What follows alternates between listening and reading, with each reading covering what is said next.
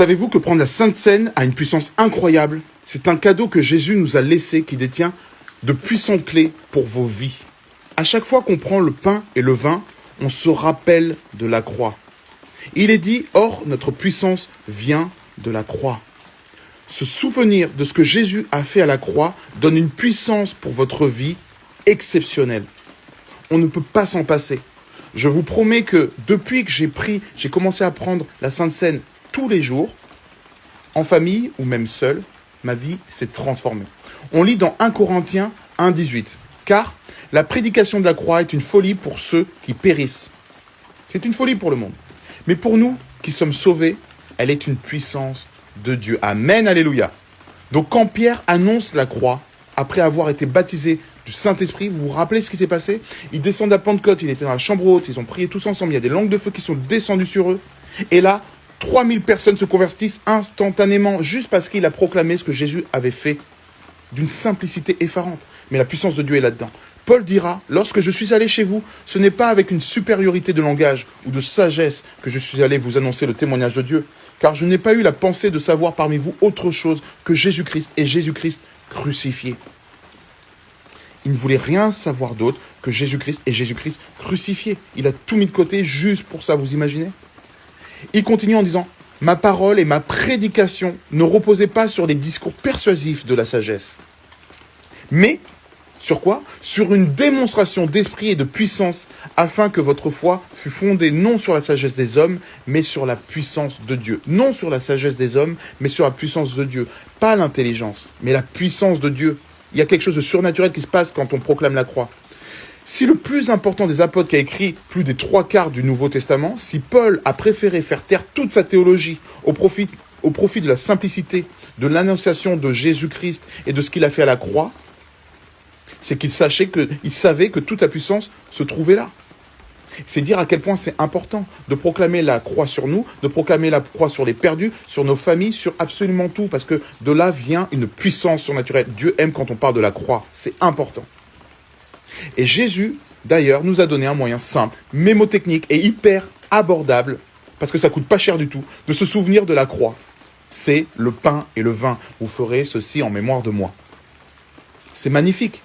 Il nous donne quelque chose d'hyper simple pour qu'on puisse l'utiliser n'importe où et très simplement.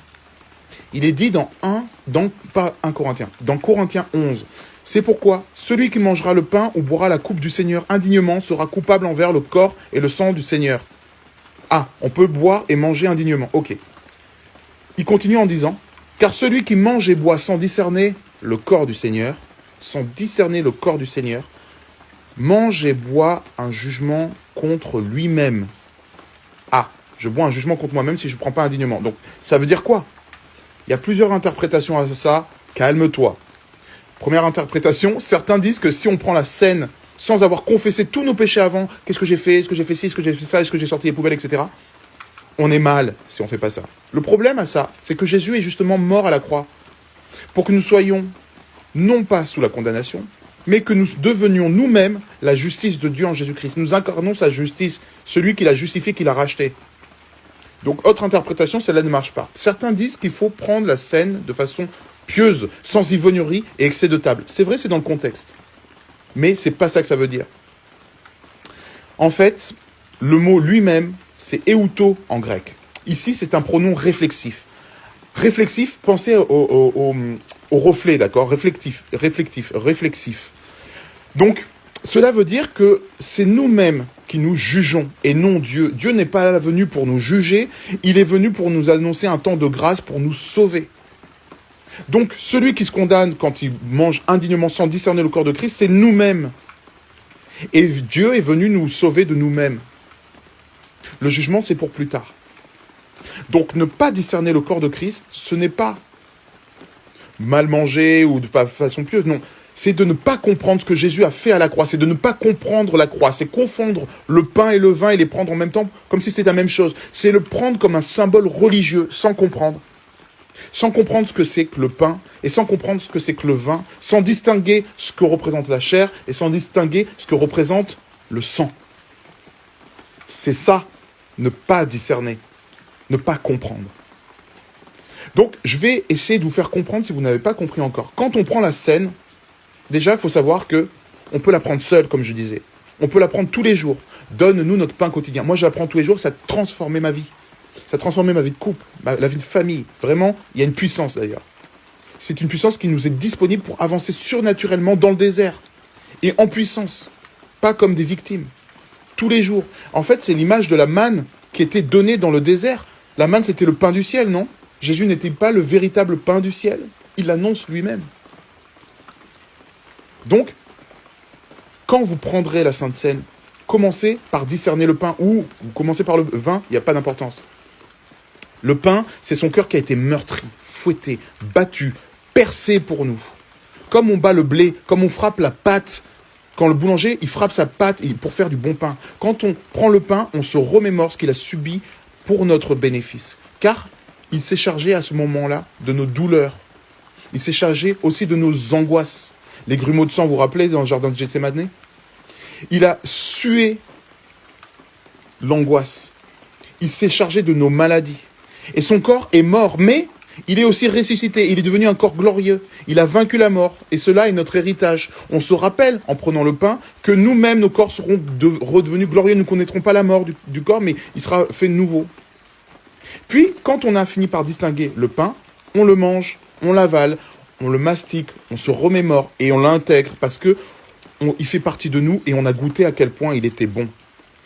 Puis, on passe au vin. Et on se rappelle qu'il a versé son sang, qui est en fait le prix qui devait être payé pour le péché. Parce que quand il y a le péché, il doit y avoir la mort d'un innocent. Il a sué du sang aussi pour racheter la sueur que l'homme devait verser pour gagner son pain. Il devait suer de son front pour récolter le pain du terrain. Et il a donc racheté la malédiction par son sang, en faisant verser son sang dans la terre. En versant son sang, il nous a fait rentrer dans la nouvelle alliance. C'est la coupe de la nouvelle alliance, pour que nous soyons fils et filles héritiers du Père, par filiation naturelle. Il a fait couler la justice sur nous, et sa colère ne subsiste plus sur nous. Mais au contraire, il nous a rendus justes. Nous sommes devenus la justice de Dieu. Nous incarnons, nous sommes le symbole de la justice de Dieu. Il nous a assainis, il nous a sortis de la condamnation. Nous ne sommes plus condamnés, c'est important les amis. Et puis quand on a distingué enfin ce qu'était le sang, on le boit en mémoire de ce qu'il a accompli. De ce qu'a accompli l'agneau de Dieu par amour pour nous. C'est juste de l'amour pour nous. Quelle grâce! Et une fois qu'on a discerné le pain et le vin, une façon qui serait indigne de le prendre serait de venir en se définissant comme pécheurs, en se condamnant nous-mêmes, en disant que nous ne sommes pas dignes, chargés de péché dans la culpabilité, la mine basse. Pire, en venant comme étant auto-justifiés. Moi, je pêche pas. Moi, je pêche moins que les autres. Je suis digne, car non pécheur, de prendre la Sainte Seine. Non, au contraire. Prendre la Seine d'une façon digne, c'est se sonder et se rappeler que nous ne sommes pas dignes. Mais que ce qu'il a fait est 100% grâce. C'est une fête, c'est une joie. Une grâce pleinement imméritée. Et que grâce à lui, nous sommes sauvés et élevés au rang d'enfants de Dieu, de fils et de filles. Vous imaginez? Alléluia, c'est un jour de fête. On fête à table avec Dieu. Prendre la Seine, c'est nous recouvrir de cette vérité, nous recouvrir de ce sang, remercier Dieu pour cette vérité, croître sur le terrain de la grâce, comme un arbre planté près des eaux, et qui étend ses racines vers le courant. Il n'aperçoit point la chaleur quand elle vient, et son feuillage reste toujours vert. Dans l'année de la sécheresse, il n'a point de crainte, et il ne cesse de porter du fruit. Jérémie 17:8. Vous êtes cet arbre-là planté près de la source qui est Jésus-Christ, qui fera que vous n'aurez plus jamais soif. La Seine, c'est se remémorer de notre héritage, se rappeler de nos droits sur la maladie, de notre autorité, sur le péché, sur l'ennemi, et de savoir qui nous sommes dans le royaume. Et avancer avec le casque du salut. Le casque du salut, c'est quoi? C'est ce qu'on met sur la tête, le terrain de nos pensées est là. Pour que l'accusateur, quand il vient nous taper, là, il vient nous dit, tu es indigne, tu as péché, tu vas mourir. Eh bien, à ce moment-là, nous serons suffisamment affermis par la puissance de Dieu pour proclamer avec toute la puissance de Dieu par son esprit, non, je ne suis pas digne. Mais Jésus-Christ, lui, il l'est. Il m'a sauvé, il est justifié, il est vainqueur. Donc je suis plus que vainqueur par celui qui m'a aimé. Les amis, la Sainte Seine, c'est une fête. On se remémore ce qu'il a fait et on dit Alléluia, je suis sauvé. Et pour me rappeler de ça, je prends le sang et le pain, je me rappelle de ce qu'il a fait. Et en le prenant, je suis plus que victorieux. C'est une victoire sur le péché, une victoire, une puissance pour nous.